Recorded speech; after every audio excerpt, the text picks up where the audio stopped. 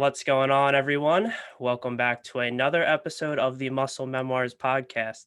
Today, we have a fascinating episode for you. Joining me across the screen is Dr. Harriet Carroll. Harriet, how are you doing today? Good, thanks, Mike. How are you? I'm doing well. Thank you so much for coming on. I really appreciate it. We have a few topics of discussion. Before we get into those, could you provide our listeners with a little bit of background about yourself and what you're currently up to? Sure, I've got probably a bit of an unconventional background.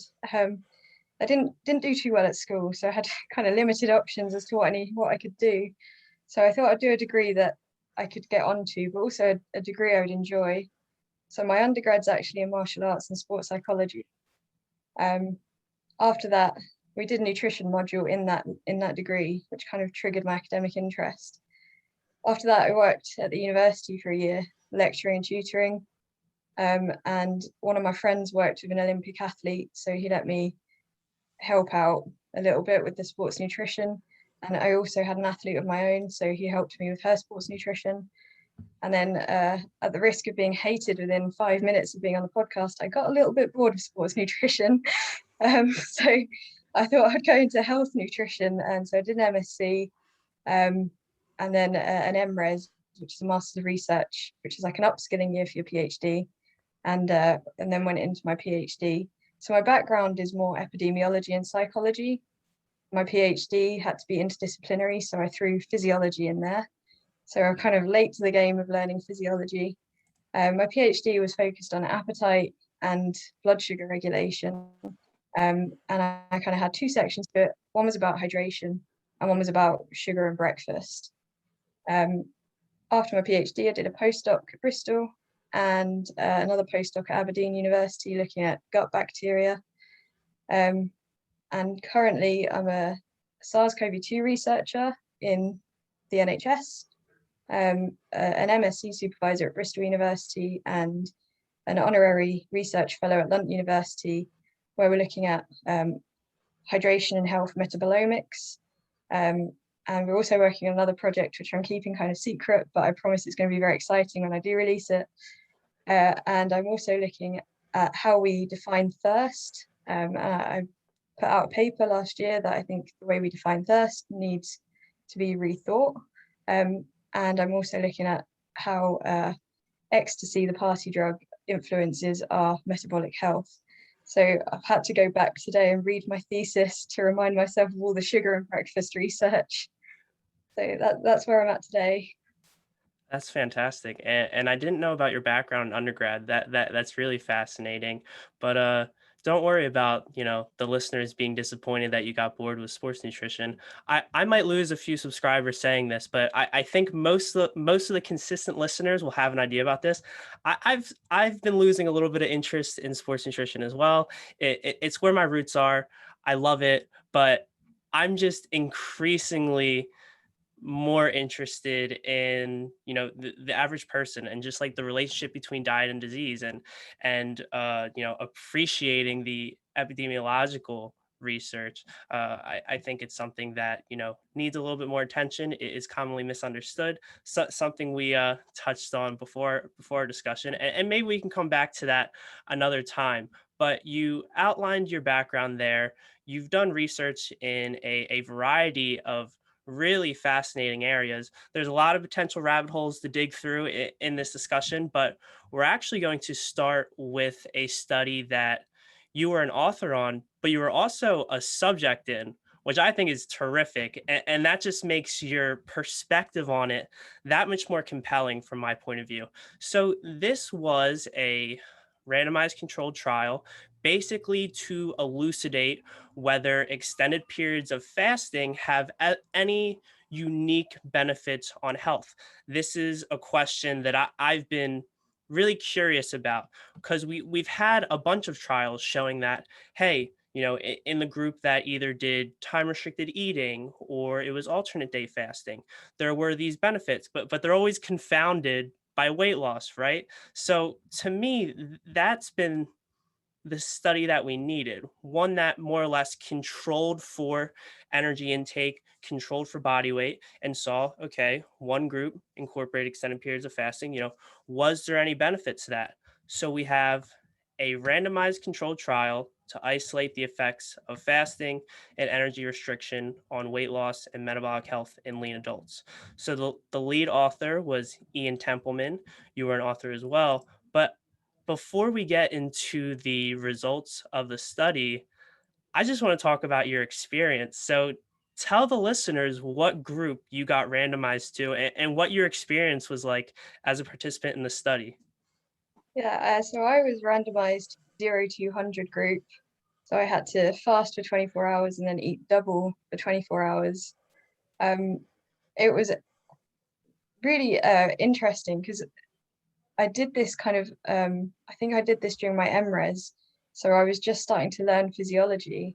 So it was really good to learn all the lab techniques as a volunteer. Um, so when I got randomized to the fasting group, I was a little bit apprehensive. I was a very avid breakfast eater, and I used to basically only grunt until I'd eaten breakfast. So I was thinking, oh, this is going to be awful. I'm going to be tired. I'm going to be hungry. I'm going to be grumpy. And actually, the fasting was easy. It was the eating double that was hard. And then because I was so full up, I couldn't wait to fast. I think the only kind of times that really caught me out were around 8 o'clock in the evening. I would get peckish, but it'd be very transient. I just have to do something, distract myself. And the only other time I really got caught out was we had a family barbecue, and the family were adamant it would start at 3 p.m. and that's when my fast started. And I said, "Can we start at 2 o'clock?" And they said, "No, we said 3." Not that I'm still bitter about this several years later. Um, so yeah, I just had to sit and smell the barbecue. But yeah, it was a really interesting experience, and it taught me a lot about my own appetite. And actually, it's continued through. I think I did that study more than 5 years ago, and I still have an extended period of fasting nearly every day. And it's really helped me understand when I'm hungry and when I just kind of want to eat, and when I when I feel like that hunger is going to turn into hanger. So I can now kind of identify, right, I actually really want to eat now, and it's going to be good for me to eat, versus you're just bored, distract yourself and not don't eat now. So I found it really helpful.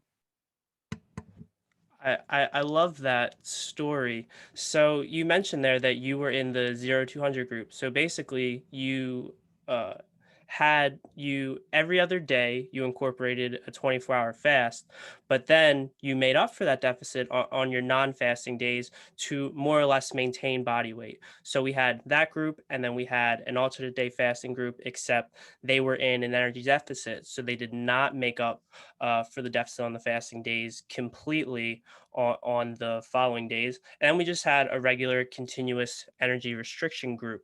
So we have these three groups, and we have two that are in a deficit and one that is maintaining their weight. And again, this study I thought was set up really nicely to answer a question that I'm super interested in. So, how about now you fill in the listeners on the major findings? Yeah, so the kind of key headline finding that most people are talking about is the amount of fat and non-fat mass that was lost, or lean mass that was lost.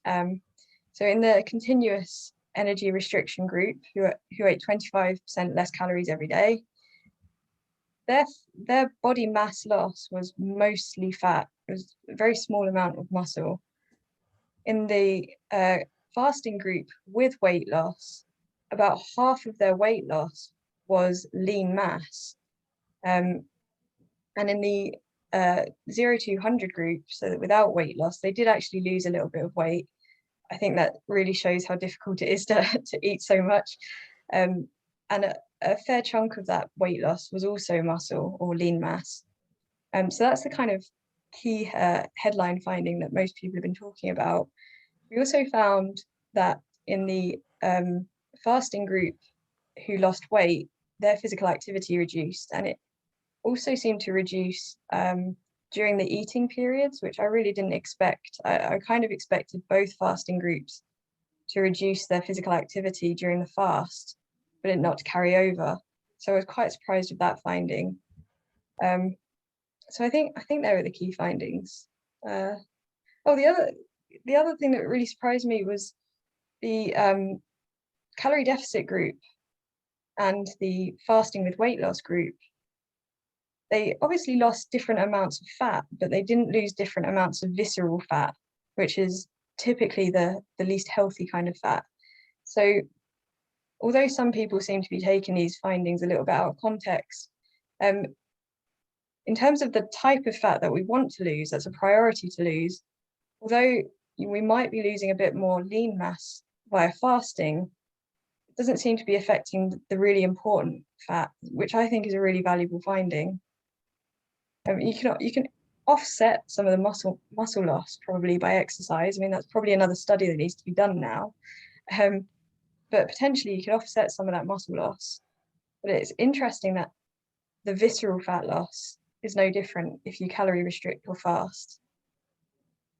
Yeah, that is really interesting. And that was the first thing that came to my mind as well was, if there was a resistance exercise intervention, would we have seen different results? Would the ADF deficit group have maintained their lean body mass? What was there anything specific about telling the subjects like not to incorporate any exercise or maintain their baseline levels? Was there any details like that in there?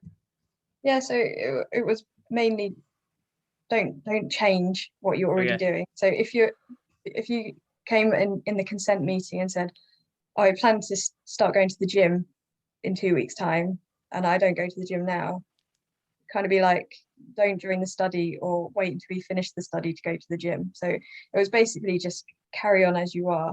And that leaves us with these more subconscious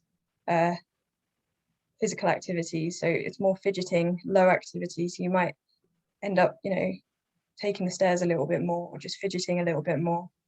I think off the top of my head, there was some differences in vigorous activity and or some slight differences.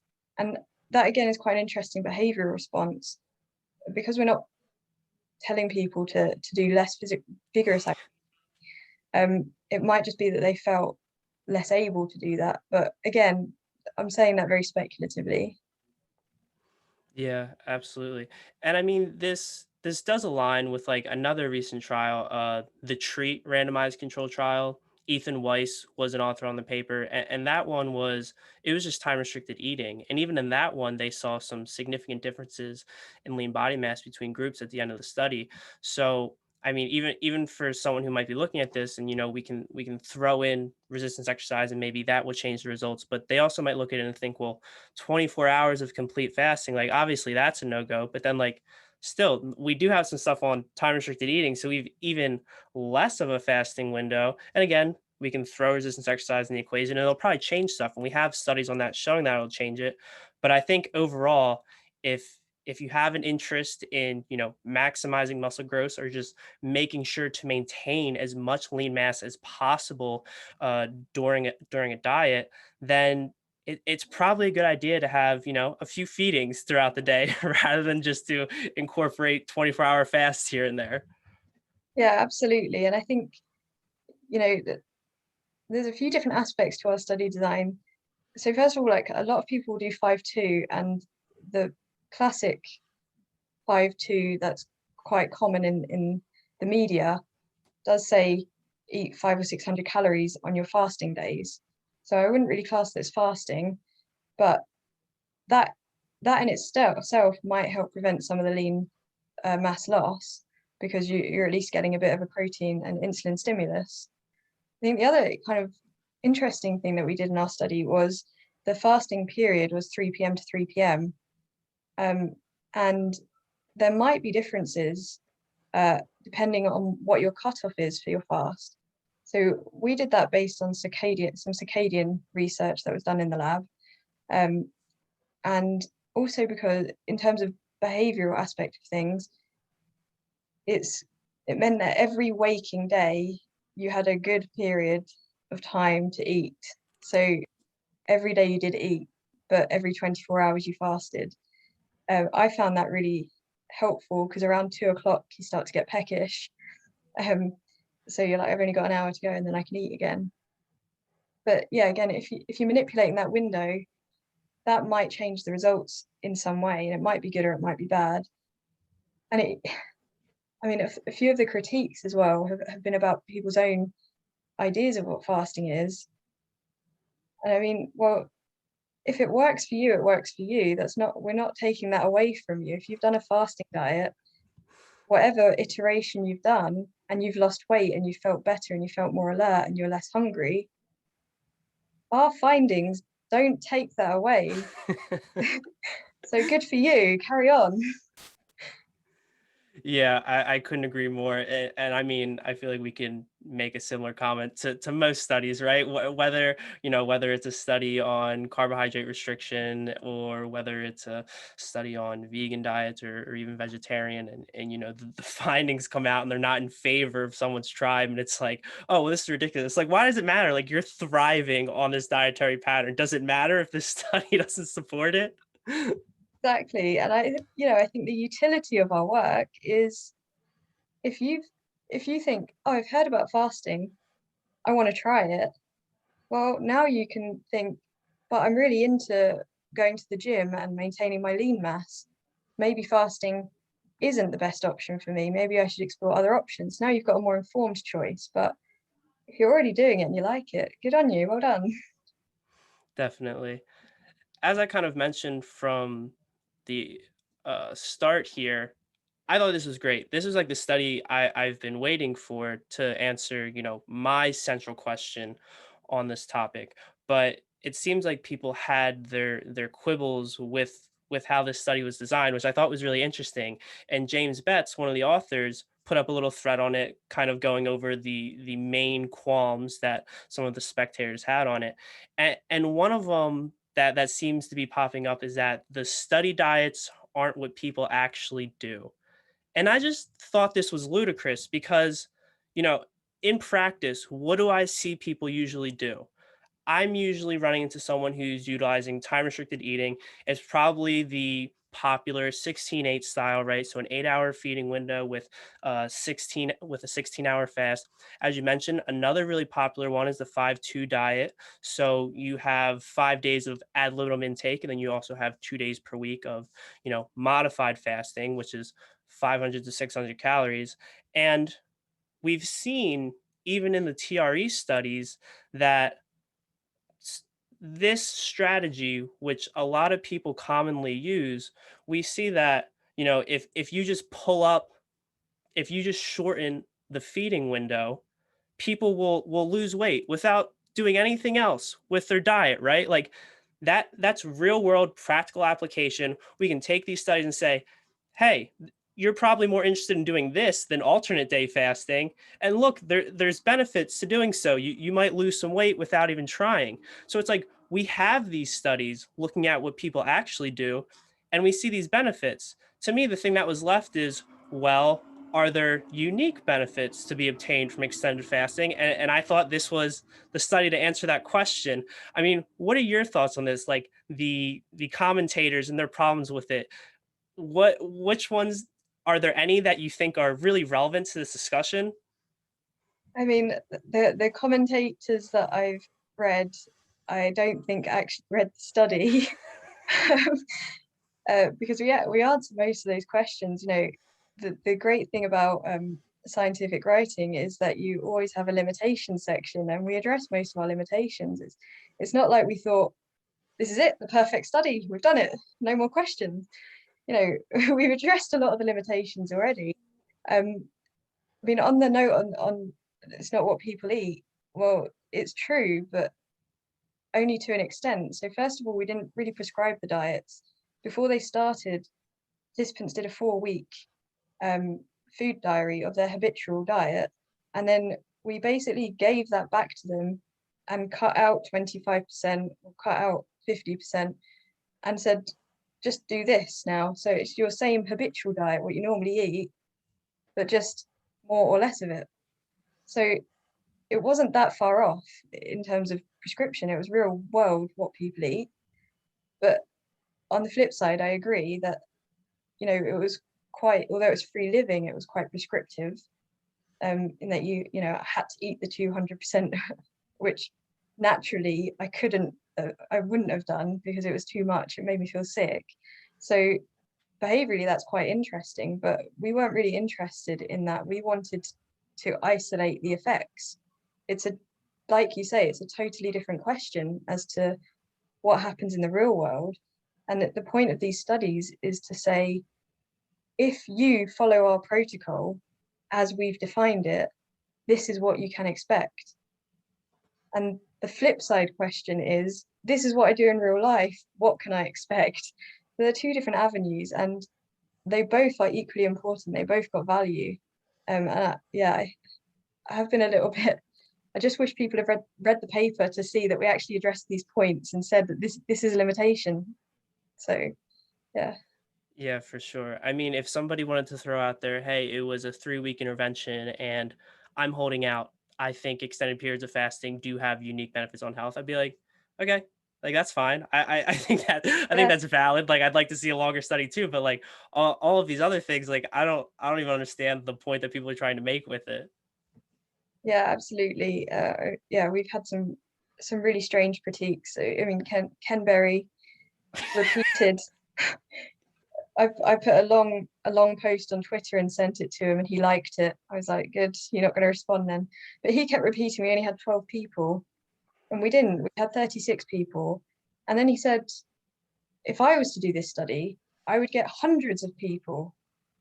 And I'm like, well, either you don't understand research methods, because that's not only unethical, but it increases your risk of type 1 error, which is finding a finding that's not really there. So you're either naive to that, or you're admitting you would run a study that would deliberately find spurious findings. So he's yet to answer me which one he is. But yeah, again, a lot of these critiques are just not fully understanding the study, or actually not reading the study. I was not aware that he made that critique. Like most things, he's generally wrong about in this space, but I appreciate you providing that nuance on research methods, because I think that's something you see a lot, right? In terms of sample size. And it's like, sure, there are a lot of studies that are underpowered, and it would be great to have more subjects, but like if it was that easy just to get like hundreds of subjects, like everyone would be doing it. And then as you mentioned, there are certain trials where hundreds of subjects are not only not needed, but it could be negative to the quality of the study.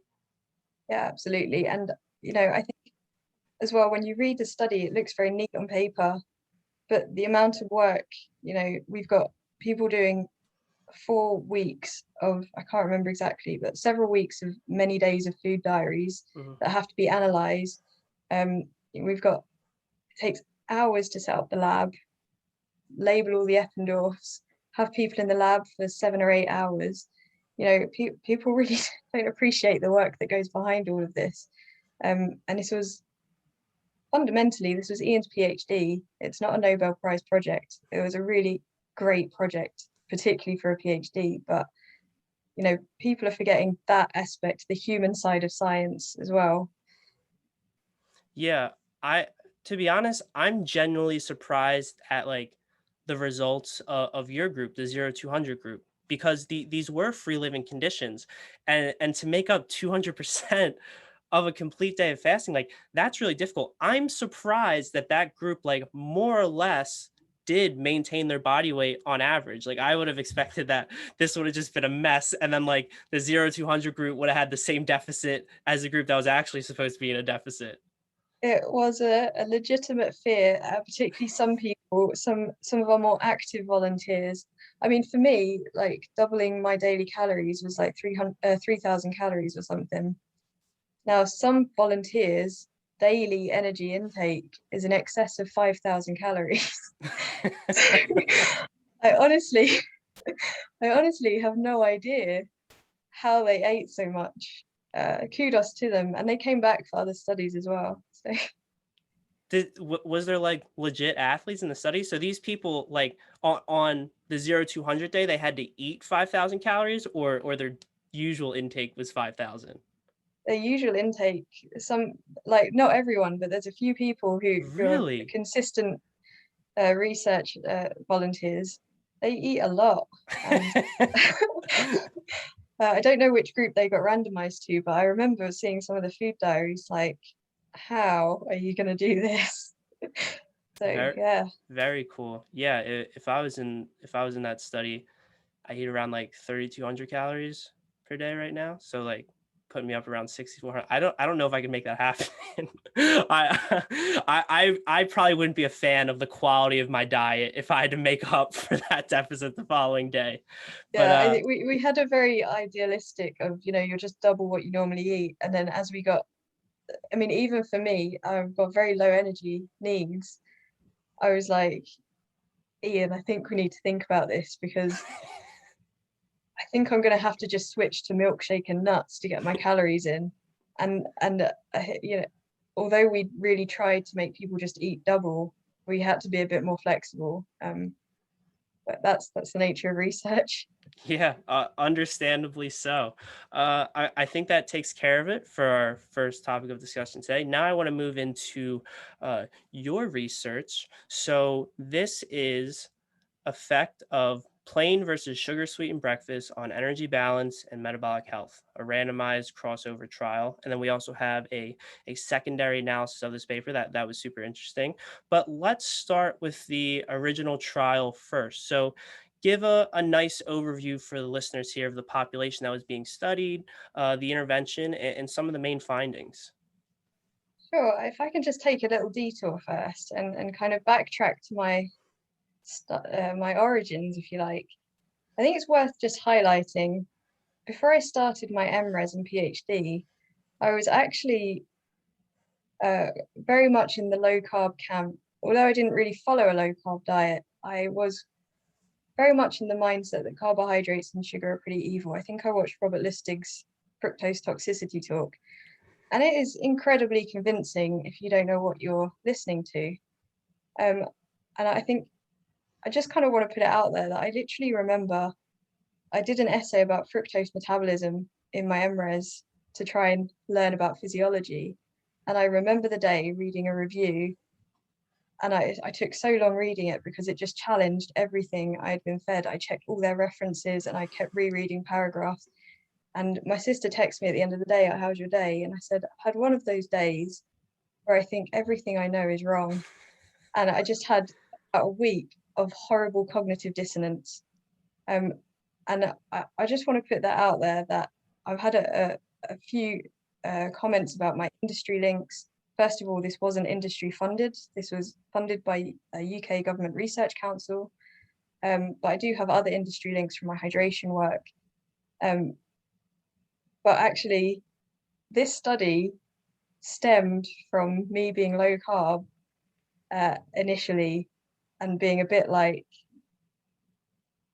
carbs can't be good, sugar can't be good. That was the kind of very uh, early days of when I started to think this is what I want to do for my PhD. So I think that's a good kind of place to start there.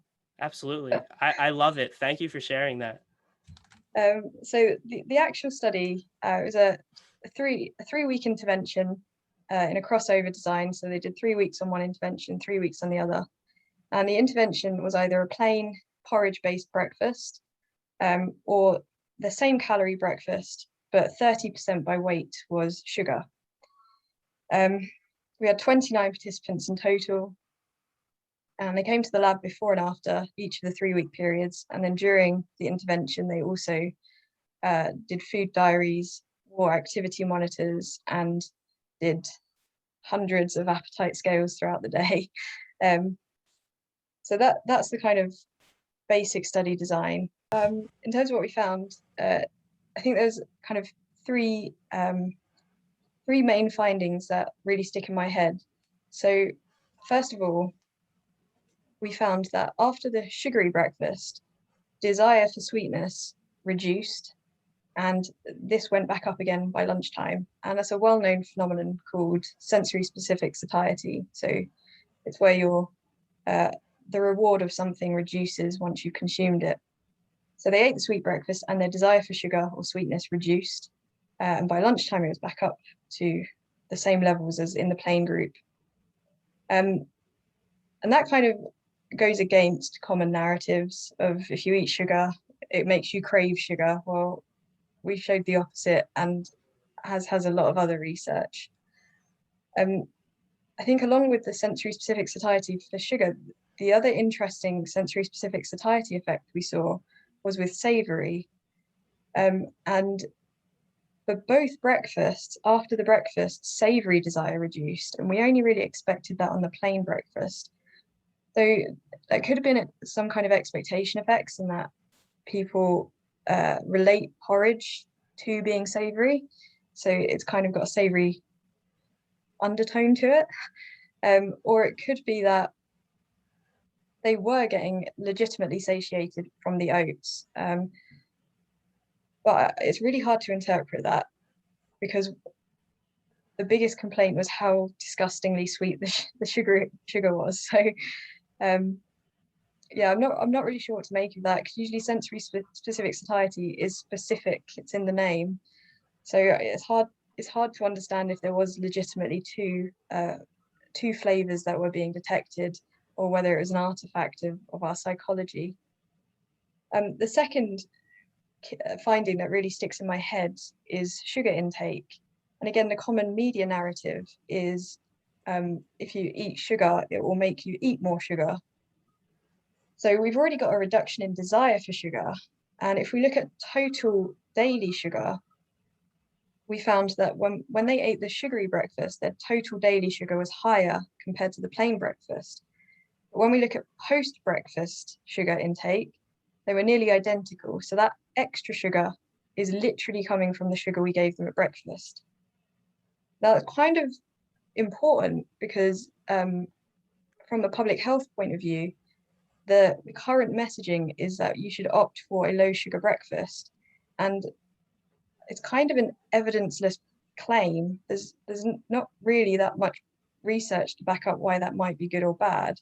So at this point, with this study, we have potentially shown that if you reduce your breakfast sugar, then you'll reduce your total daily sugar. So if you do have a naturally high sugar diet, targeting breakfast might be a way to reduce that total daily sugar. And then the third finding, and I say this very speculatively, because this is a hypothesis generating finding. You can only see this effect if you analyze the data in a statistically incorrect way, but it's something that I would quite like to see some more research on, was the cholesterol data. So when people ate the plain breakfast, their cholesterol reduced by an amount that's very much predicted in the literature by eating oat beta-glucan fiber. But in the sugar-sweetened breakfast, their cholesterol didn't change from before to after the intervention. Now, the difference between the two groups wasn't significant. So that's why I'm saying it's hypothesis generating. But it perhaps suggests that sugar might mitigate the cholesterol lowering effects of oat beta-glucan. And I think that's important when we have porridge and oat companies or high fiber cereal companies that put loads of sugar in their cereal and then make a cholesterol claim, because maybe that sugar is preventing that cholesterol from being lowered. But again, highlighting that is very hypothetical and speculative. So that wasn't an actual finding. And then the kind of rest of the study was actually a big flump in terms of, I made a little model, which I know you can't see that too well, but this is kind of my hypothetical model behind the project. So I had great hopes, and I can talk you through this if you want. So my kind of first thought was that we know we get a more rapid and better blood sugar and insulin response when you eat sugar in the biological morning. So perhaps if you eat sugar in the morning, it's going to be less detrimental to eating it later in the day. So hence target sugary breakfasts. And then we go on to taste, and taste is kind of an often forgotten part of appetite, but it's a really important part of appetite and health. So there is one study, and I haven't looked to see if this has been updated at all. There's one study which suggests that the taste of sweetness has its own diurnal rhythm.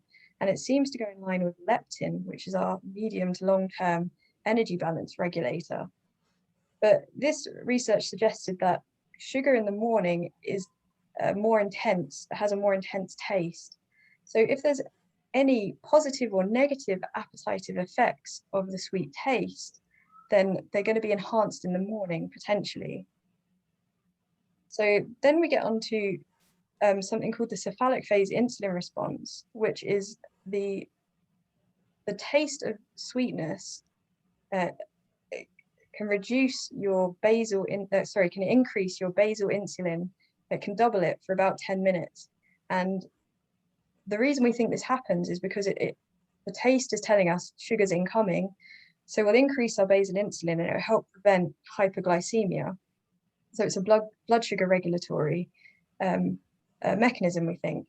And again, if that taste intensity is stronger in the morning, perhaps that means you get a better cephalic phase response, potentially.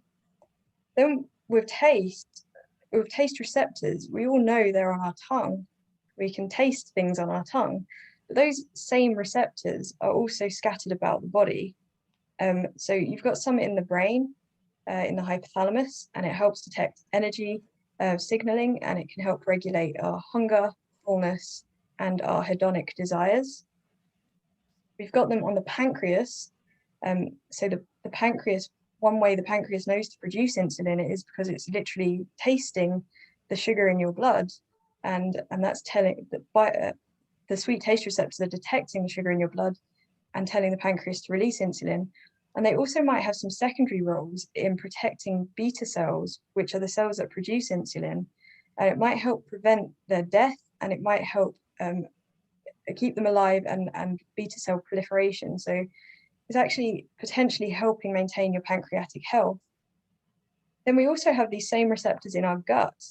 And the ones that I'm particularly interested in are the ones on L cells in the gut. And L cells produce a hormone called GLP-1, which is a satiety hormone. So it makes you feel full. It also reduces the reward value of food. So you not only feel full, but you also don't desire things. And it's an incretin hormone, which means it tells your pancreas to produce more insulin. So it helps regulate your blood sugar. And those L cells have sweet taste receptors on them. So although not so much sugar gets that far into the gut, it will get absorbed, but some sugar can get that far, and it will start to stimulate GLP-1. And we have this other hormone called FGF21. There's not too much literature on FGF21, but two kind of unexpected findings have come out from FGF21 research in that it might regulate our hydration and it might regulate our carbohydrate intake and desires. So when we consume carbohydrates, it can increase our FGF21, and high FGF21 reduces our carbohydrate intake. So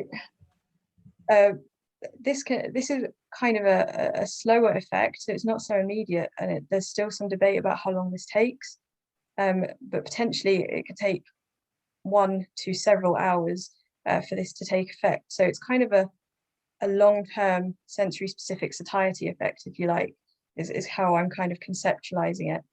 So that was kind of like my backing, my theoretical underpinning to this breakfast project. And I was like, all of this stuff, it makes perfect sense. We're going to eat sugar at breakfast. People are going to lose weight. They're going to not desire sugar. They're going to eat less sugar after breakfast. And this will be brilliant. It'll be so controversial. The media will love it. And I basically found what all the other literature found about sensory specific satiety. And then the rest was just weight didn't change, fasted blood sugar, insulin, GLP-1, FGF21, blood pressure, psychological desires, chronotype, nothing. None of it really changed. So from my point of view as a PhD student who had put all this work into making such an intense model, I was a little bit crushed. But from a sensible point of view, it's actually very interesting. You know, we fed people about a third of their maximum daily sugar allowance at one meal, and it didn't really change very much. That's that's quite interesting in terms of how we're regulating our body weight and our desires. I think that really speaks volumes uh, for how we're sensing these things and how we're making sure that we don't overeat, and for all the mechanisms that tell us that sugar might cause overeating. For example, it will stimulate dopamine release in the brain. There are equal other mechanisms counteracting that. So insulin will be telling the satiety and fullness neurons that we don't need to eat anymore. GLP-1 will be acting on the same dopamine, or on dopamine, and reducing it. So people like to go down this single pathway of saying, well, sugar, dopamine makes you eat more, but they forget that that's not all that's happening. It's sugar, it's insulin. The insulin is then making us less hungry. It's stimulating other appetite hormones like GLP-1 and PYY, and it's reducing hunger hormone, ghrelin. So it's not this linear pathway that a lot of people think about. It's this really complex interaction between everything. And I think, the study that I did kind of shows the net effect of all of that. And the net effect is good balance, which is a good story. Yeah, I think so. And when you're talking about all of these related parts, it makes me think of, the simplicity of the carbohydrate insulin model of obesity, right? And as you mentioned, these complex pathways, I think people like to forget of insulin's effects on satiety, right? It's just, well, insulin inhibits lipolysis and sugar makes you hungrier. Like, how could you not be obese if you have a high carbohydrate diet, especially if there's, at least moderate amounts of refined sugar in there, right? Yeah, exactly. It's all very linear. And to be honest, without tooting my own horn too much, I think having a social sciences background is really helpful in that, because in epidemiology, particularly, you end up trying to make models. We control for things, and we have to control for them based on a theoretical understanding of how they will interact. And a lot of my thesis was kind of putting all of these little pieces together and making models. I love making models, but they just rarely work out. And I think we get a lot of mechanism of action people saying, well, this mechanism, and it's like, yeah, that mechanism, but what about all of these other mechanisms too? So kind of that, without sounding like certain engineers, it is this systems thinking. It's useful if you know how to use it, and engineering way of using it perhaps isn't relevant to nutrition. Yeah, there are so many things in this space that sound great on paper, and then we throw it into an actual, longitudinal trial to see if it pans out, and it just doesn't. And it's like, of course, everyone should have, this background in the basic sciences, right, and understand physiology. And when we do observe an effect, we should try to dig deeper and see what the mechanism is. But if we just start with a mechanism, like, we can't just accept it wholly as truth because it makes sense on paper. Like, Exactly. and if there are no longitudinal trials to support it, then it's like, this makes sense. Maybe it's a thing, but like, let's have our reservations about it. And then on nutrition Twitter, somewhere we both interact in, you know, I commonly see for so many topics that we do have an abundance of longitudinal data in humans, and then people will still just like refer to these mechanistic studies. It's like, that's not how like the process works. Like, we're past that. There's better stuff here. Yeah, exactly. And humans are immensely complex. I mean, I play around making models, but they're all incredibly oversimplified. I mean, the last paper that I published with a model in it, I was already stuck down a wormhole. I'd written a 20,000 word paper I needed to cut down. So I just put in the corner residual factors and then made a table of lots of things that could also be included, because I thought, this is going to be never ending. People forget the complexity of all of this. Absolutely. You touched on sensory specific satiety there, and then you mentioned that contrary to your hypothesis, there wasn't differences in weight loss between groups. But I believe this was in the secondary analysis. So even though there was no differences in body weight, weren't there some like interesting slight differences in energy intake depending on preference for sweet or savory, and then the group that so during the phase of each group, depending on whether you had the sweet or the savory porridge, and dependent upon your sweet or savory preference, there's this relationship here between energy intake. Is that correct? Yeah, so I want to start by caveating heavily this secondary analysis. We powered the original study to compare plain to sweet breakfast, and it was a blinded study in that I just told participants we're going to either manipulate a flavor, a nutrient, or a combination of the two. Because I felt like if I told people we're going to give you 30% of your daily maximum sugar allowance at breakfast, that might make them question things. So they might go, oh, do I really want this cake? I've already had that really sugary breakfast. So we blinded people. They all could taste it was sweeter, but only about half guessed it was sugar. It was really surprised me. Some people thought it was protein powder. Um, so, so when I started talking to people and I told them what the purpose of the study was, a lot of them were making comments like, oh, I feel like I've got a real sweet tooth. And I feel like when I ate the sweet breakfast, it did this. And I thought this could be really interesting. So in this analysis, I didn't do any formal statistics. It's all visual. And if you'll notice the error bars and all the graphs, they all overlap. So I want to caveat that this is very exploratory. But yeah, what we found that people who self-declared as not having a sweet tooth, when they were on the plain breakfast, they ate slightly fewer calories on average.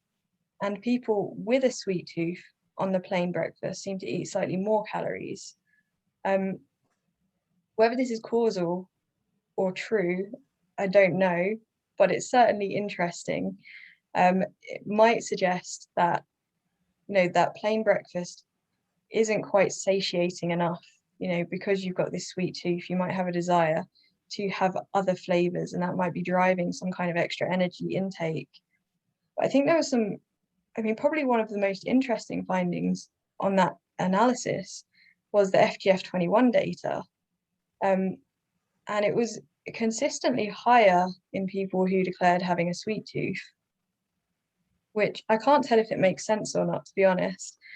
In some respects, it does make sense, but you would think that people with a sweet tooth would eat more sugar, and they actually didn't. And from that perspective, it does make sense they had higher FGF21 because that would reduce their sugar intake. But you would think intuitively, if you've got a sweet tooth, you'd eat more sugar. So I'm also not sure what to make of those findings. But that was probably the most intriguing finding from that analysis I did. And the other kind of cool finding, which does support some literature, is that people with a sweet tooth reported having, not reported, measured, we measured their body mass, and yeah, they had a lower body mass or body mass index if you had a sweet tooth compared to the people who didn't. And that is what previous literature has shown. But what was interesting and is more mixed in the literature is their waist to hip ratio was higher. So although they've got a lower BMI, their fat deposition might be less healthy. So I think that's quite cool finding.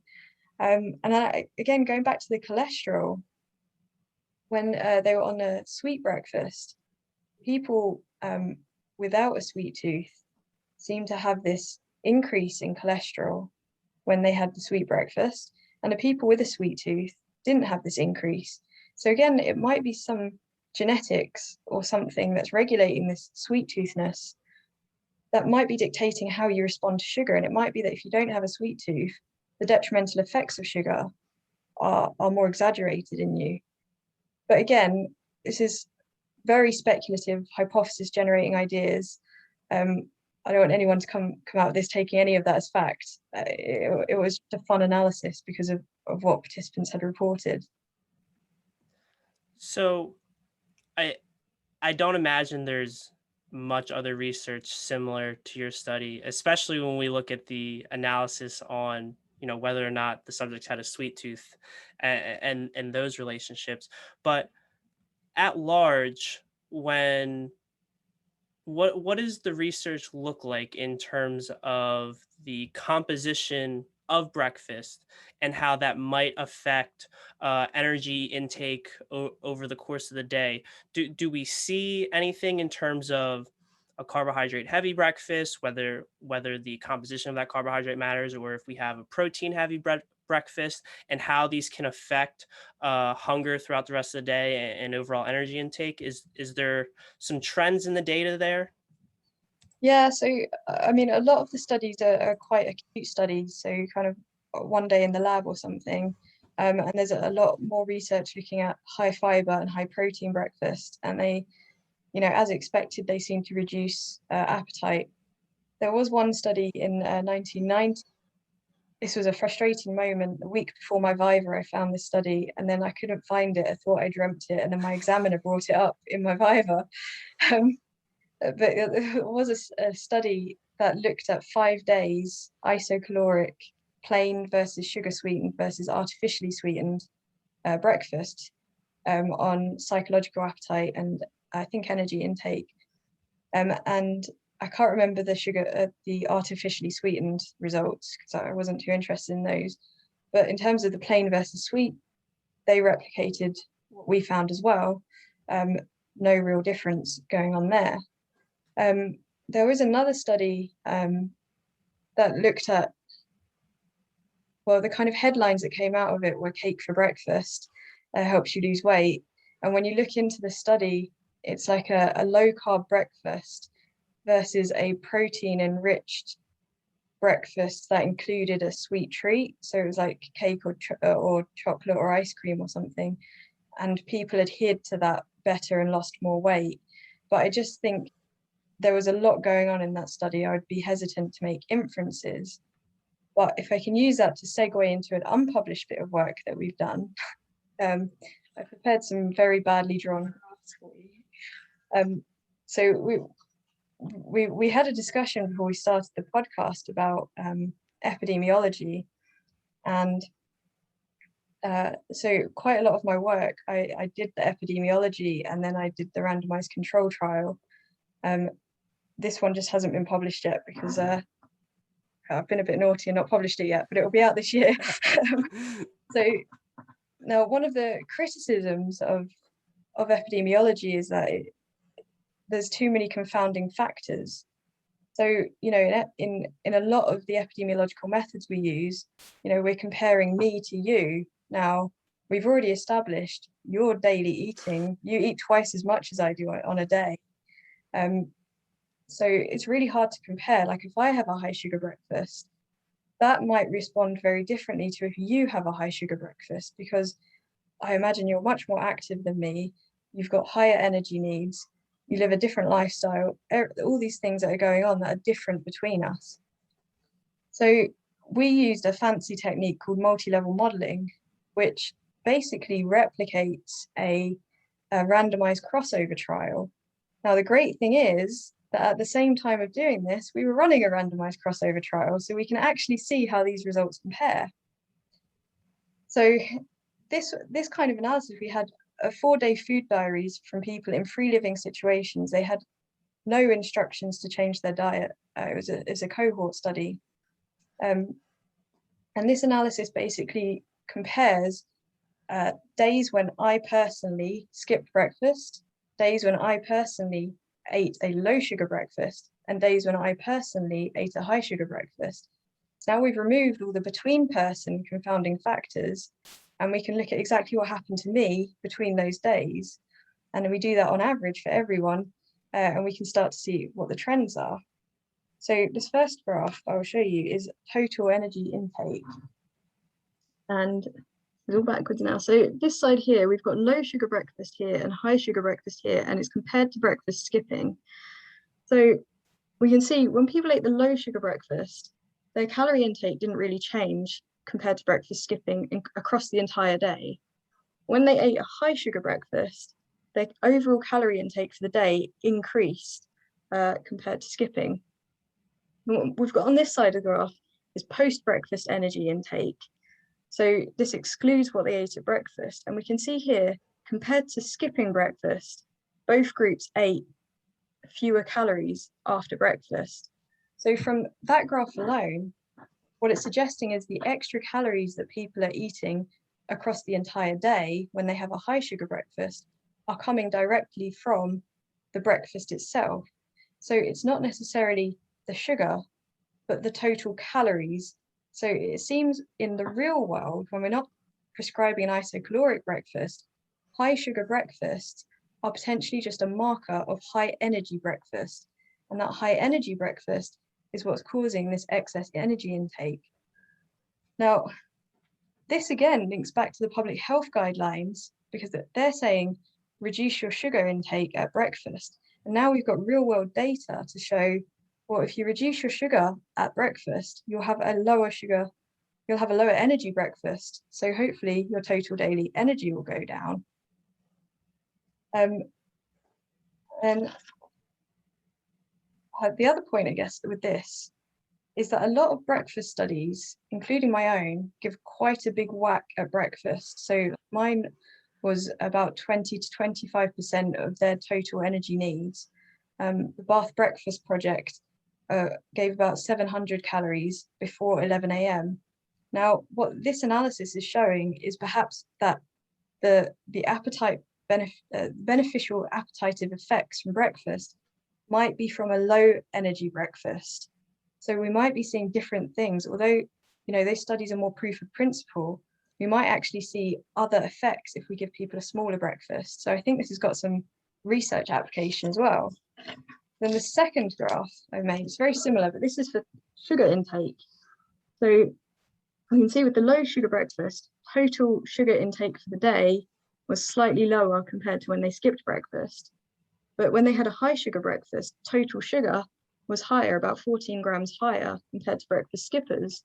And again, when we look at post-breakfast sugar intake, both groups had lower post-breakfast sugar intake compared to the breakfast skippers, who obviously had all of their sugar after breakfast because they skipped breakfast. So again, this is saying that the breakfast sugar itself is what's contributing to the excess sugar in the day. And that's exactly what our randomized crossover trial found. So we've kind of got really nice now, this epidemiological model, which in theory replicates a randomized crossover trial. We now have evidence that it actually does that pretty well. So this can be a useful method going forward, where we don't necessarily have the means to be running a randomized crossover trial. We can start developing our epidemiological methods to replicate, like we've got Mendelian randomization to replicate randomized controlled trials. But now we can look at crossover trials too. That's wonderful. A Muscle Memoirs exclusive. I was not expecting that, but that just adds an entire layer to this conversation that I think is wonderful, and the listeners are really going to appreciate. I can't wait to re-listen to this episode as I'm editing it and really hone in on these graphs that you're showing me. I think this is some wonderful data. I want to get to one last question here since we're running a little bit past time, which I really appreciate, by the way.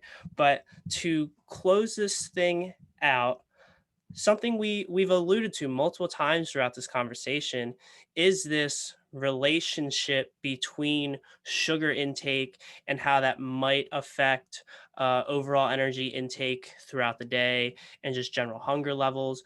And related to this is kind of this relationship between the blood glucose response to a meal that is rich in carbohydrates and sugar. So it follows that, if you eat a breakfast that has a bunch of sugar in it, you're going to have this sharp increase in blood glucose, and then you're going to have a sharp dip in blood glucose. And these fluctuations are the root cause that is going to trigger this hunger. You're going to feel hungrier sooner after your breakfast. Whereas if it wasn't rich in sugar, you wouldn't have that feeling. And basically, this is going to lead you to feeling the need to eat more frequently throughout the day and ultimately rack up more calories. And I think you kind of touched on the answer already, whether this is, a definitive relationship, something we should be worrying about. But I guess just recap for the listeners here, because this is something we hear all the time, right? In practice, in the general population, you get hangry and it's because your blood sugar is low and that's why you need to eat. But what does the evidence really say when it comes to this relationship between sugar intake and this postprandial response, and if these fluctuations potentially really have any relationship with overall energy intake throughout the day? So yeah, I mean, on the point of hangry, there was a really nice study that used CGM to correlate symptoms of low blood sugar to actually look at whether they were caused by low blood sugar. And I think it was something like 95% of the time there was no evidence of low blood sugar. So I think a lot of the symptoms of low blood sugar aren't necessarily low blood sugar. It's just what we've called that. In terms of the relationship between kind of glucose and insulin appetite, I think that the main thing that I kind of want to crush is this idea of a spike and then a crash. Now, in the lab, when we standardize glucose tests, we give people 75 grams of pure liquid glucose to consume within 5 minutes after an overnight fast. And that gives a very controlled 2-hour curve. And the same for insulin. There's not this spike and crash. And I've seen, like, people have sent me their CGMs before and gone, well, look, I ate a banana and you can see my blood sugar. And they've crammed a 24-hour graph into a space this big. So any kind of peak all of a sudden looks like a spike. But if you spread that out over the 2 hours, it's a very controlled curve. And so foods do increase your blood sugar and your insulin, but unless you have a blood sugar regulatory disorder, that's a very normal response. I would be really worried if you ate carbohydrates and that didn't happen. It probably means something's wrong with your gut and you're not absorbing energy. And actually, I mean, that's part of the problem with insulin resistance, is that the energy's not getting out of your blood, it's just circulating. So and then the relationship between glucose and insulin appetite is that if you have a more rapid insulin response, then you have greater satiety, so you feel fuller afterwards. And there was a nice meta-analysis from 2007 which showed that insulin was a much better predictor of your satiety than glucose. Glucose had no relation. And there's been a few studies that show insulin can explain quite a lot of the variation in our energy intake in controlled settings and our satiety and subjective appetite. Glucose in some studies does, and in other studies doesn't. And we have to remember that it's a reciprocal relationship. So, for example, if you, in studies that have infused insulin directly into the blood, that doesn't seem to have so much of an effect on satiety. But when they've infused glucose, there does seem to be a satiety response. Now, when they've infused glucose, insulin will have to increase. So you get this interaction between glucose and insulin, and they seem to work together to increase satiety. But it is an incredibly complex relationship, because they're not, talking about glucose and insulin, again, they're not the only things that are happening. And, I'm not particularly convinced that drops within the normal level of glycemic regulation are going to have a significant impact on your appetite. And if people are hitting true hypoglycemia, we're probably talking about something different. But if it's just going below baseline slightly, it's not true hypoglycemia, it's hypoglycemia relative to baseline. As long as it's within the range that your body can regulate, then I'm not convinced it will really have an effect. and you sent the recent was it Predict study. So I had a look at that, and they're really interesting findings, and they're real world findings, but it's not a definitive study still. I mean, no study is, but the explanation, like if I did a bit of rough maths, and some of the correlation coefficients are really quite small, and if you square that to get your explanation of variance, glucose is explaining the glucose dip, which is what they were interested in after you've eaten. That explained less than 5% of the appetite response. And I'm not saying that that's unimportant, but it's not, if people read the headline of that finding, they'd be thinking it's all about glucose, don't want to get my glucose to drop. But it's a much more complex story than that. And even within that study, it wasn't that clear cut. They had a sample from the UK of about 1,000 and a sample from America of about 100. And the sample of 1,000 seemed to find all of these significant findings, and the validation set in 100 didn't really find as many findings, which makes me think either this is overpowered, like there's too many participants in this one, so they're finding spurious findings, or there's not enough people in this one, so they haven't got the power to detect what they need to, probably a combination of both. So maybe there's a sample size issue. But when you look at the graphs in that study, I think the thing that really jumps out to me is there wasn't really the differences between people who experienced a glucose dip and people who didn't, people who remained within the normal range. There wasn't that much different in most of the outcomes. There were tiny differences, lots of overlap. But I think the most interesting thing that I would take from that study is the huge amount of individual variation. And it's that variation that we need to explain. And that means I will be in a job for a long time, thankfully. It absolutely does. That was an absolutely terrific breakdown. That is all I have for you today, Harriet. Thank you so much for your time. This has been a wonderful discussion. I know the listeners are really going to enjoy it. For those who want to go and learn more about you and support you, where can we point them toward? Yeah, I'm on Twitter at angry hackademic, HACADEMIC. And I also run a small Facebook group called Don't Believe the Hype.